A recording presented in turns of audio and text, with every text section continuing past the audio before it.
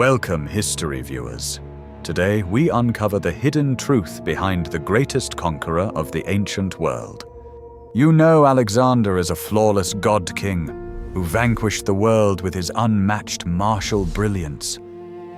But beneath those marble statues lies a horrifying tale of absolute madness, mutiny, and endless ruin. This unstoppable warlord was never defeated by armies, but by the tiniest, most unexpected enemy. Let us walk through the burning desert sands and witness the tragic collapse of the ultimate ancient empire.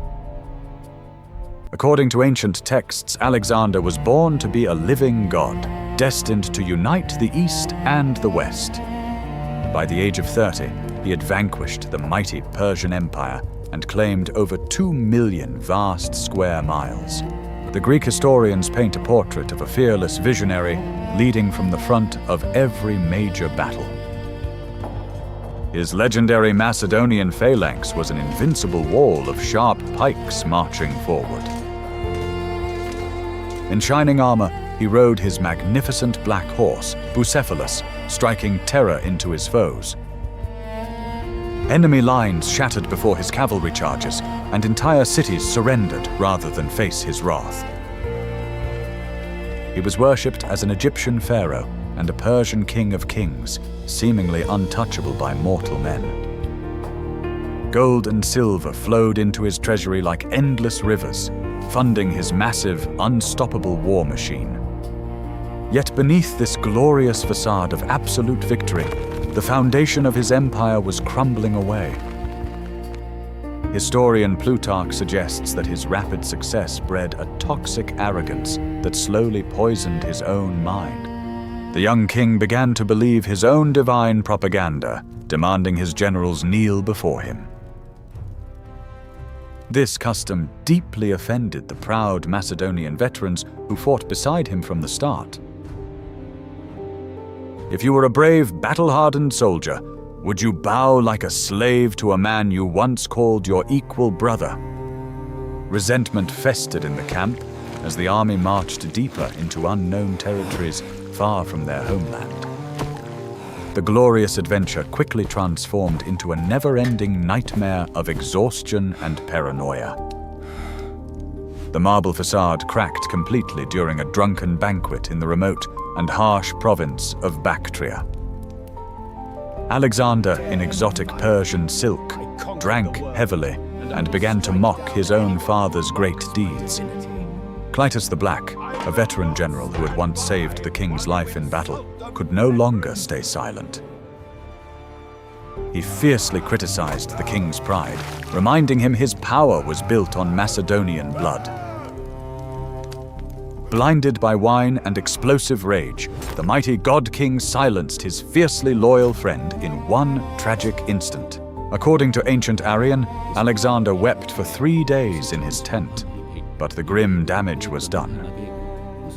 The man who conquered the world had tragically lost control of his own fragile, deeply fractured mental state. Mutinies began to erupt among the exhausted ranks, as soldiers refused to march forward into India. They were battered by monsoon rains, covered in deep battle scars, and desperate to see their families again. Reluctantly, the great conqueror was forced to turn his massive army around and begin the agonizing journey home. However, his wounded pride could not accept a simple retreat, leading to his most disastrous martial decision.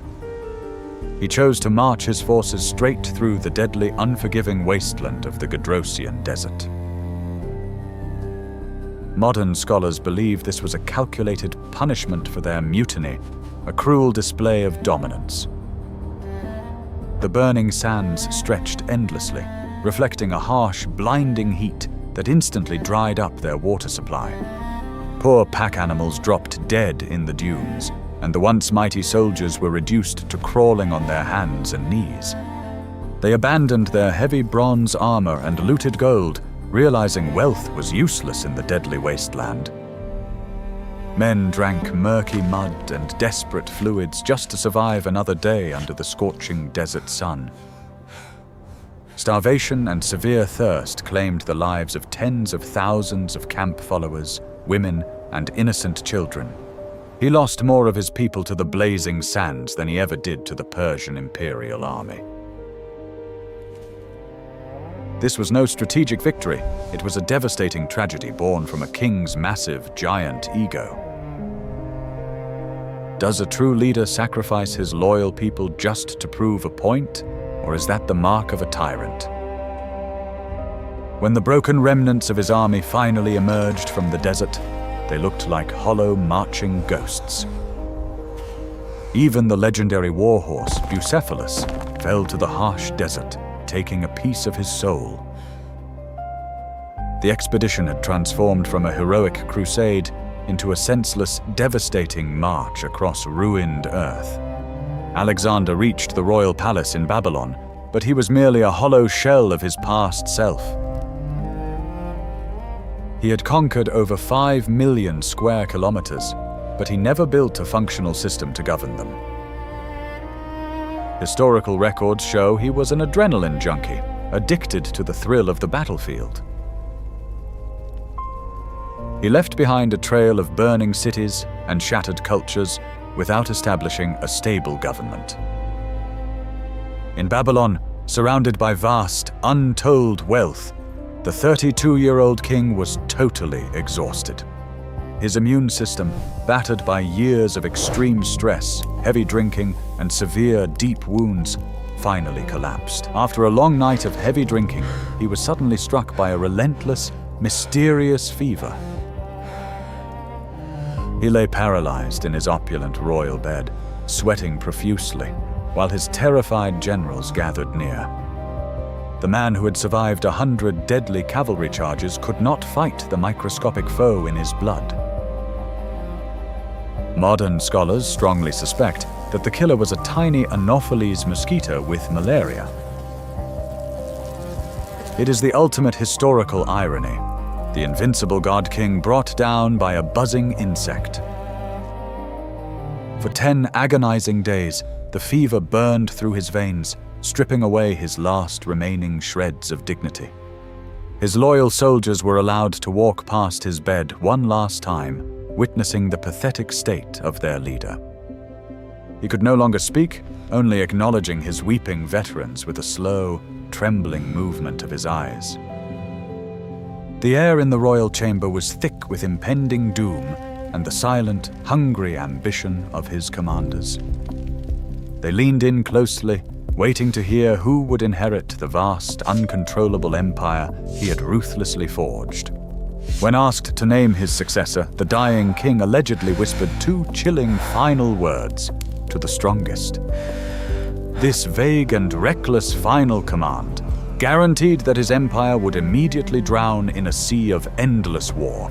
He did not leave a unified world. He left a massive ticking time bomb ready to violently explode. The moment his heavy heart finally stopped beating, the fragile illusion of his divine power vanished instantly. His generals, the Diadochi, drew their swords and instantly began plotting to carve up the massive lands. Decades of brutal civil wars followed, tearing apart all the young Macedonian king had fought for. His mother, his wife Roxana, and his innocent son were silenced forever in the ruthless power grab. The glorious empire fractured into rival kingdoms, trapped in endless cycles of deep, bitter conflict. Alexander's legacy is not peace and unity, but of unparalleled destruction and profound tragedy. He is the ultimate cautionary tale of what happens when raw ambition meets mortal human weakness. We must strip away the romanticized marble myths and look at the gritty, ruthless reality of his short life. He was an undisputed tactical genius, but an absolute disaster as a statesman and empire builder. His grand adventure was nothing more than a 10-year-long, incredibly devastating campaign across the globe. The Persian Empire did not need saving. It was simply trampled under the heavy boots of a power-hungry warlord. The thousands of soldiers who perished in the Gedrosian Desert sands paid the ultimate price for his ego. Cleitus the Black paid with his life for daring to speak the truth to a man who thought he was a living deity. Diadochi notes his body was placed in a golden sarcophagus, yet his vast empire was a crumbling ruin. History remembers him as the Great, largely because history is written by the generals who stole his lands. They needed his divine myth to secure their ruthless, stolen thrones in Egypt, Syria, and Macedonia. But the truth lies in that sweltering Babylon bedroom, where a sick, delirious man gasped for his final breath.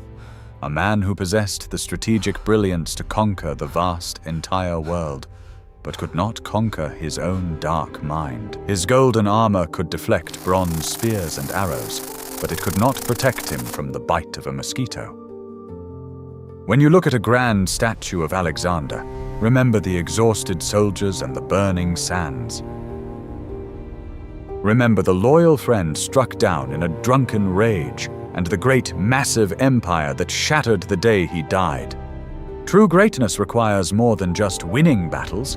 It requires building something that actually outlasts your life. Alexander built a sandcastle of bitter ruin, and the winds of history quickly blew it away. His ultimate defeat was in the deep, tragic realization of his own fragile mortality. Alexander conquered the known world, but completely failed to build a lasting system to govern his realms. Was he a brilliant visionary, or just a ruthless tyrant blinded by his giant ego? Tell us below. If you enjoyed this dark journey into history, please like, share, and subscribe to our channel for more epic tales.